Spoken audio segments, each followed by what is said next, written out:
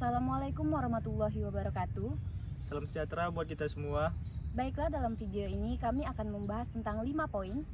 mengenai persoalan dalam perbandingan hukum pidana. Perkenalkan, nama saya Desma Wita dan rekan saya. Andreas Leonardo Sirait. Kami dari mahasiswa Fakultas Hukum Universitas Riau akan menyampaikan materi kami melalui video ini. Baiklah, hal yang pertama-tama kita harus ketahui yaitu apa sih pengertian atau maksud dari perbandingan hukum pidana. Nah, apa itu perbandingan hukum pidana? Perbandingan hukum pidana merupakan suatu disiplin ilmu hukum yang bertujuan menemukan persamaan dan perbedaan serta menemukan pola hubungan-hubungan erat antara berbagai sistem-sistem hukum.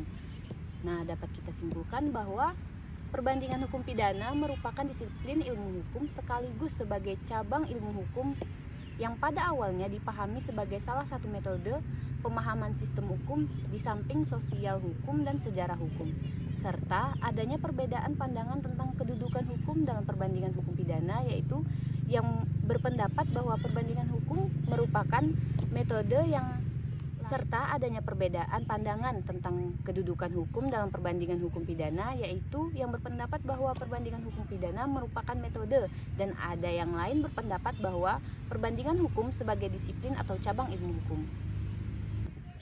Dan selanjutnya itu bagaimana tentang ruang lingkup perbandingan hukum pidana itu sendiri.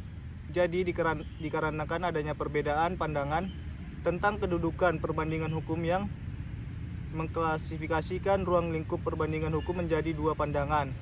Yang pertama itu adalah perbandingan hukum sebagai metode.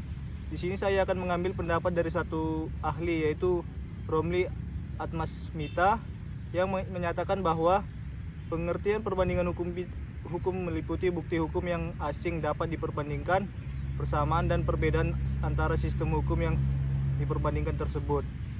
Perbandingan hukum adalah ilmu pengetahuan yang mempelajari secara sistematis hukum pidana dari luar dengan mempergunakan metode perbandingan. Sedangkan yang kedua yaitu adalah perbandingan hukum pidana sebagai disiplin hukum.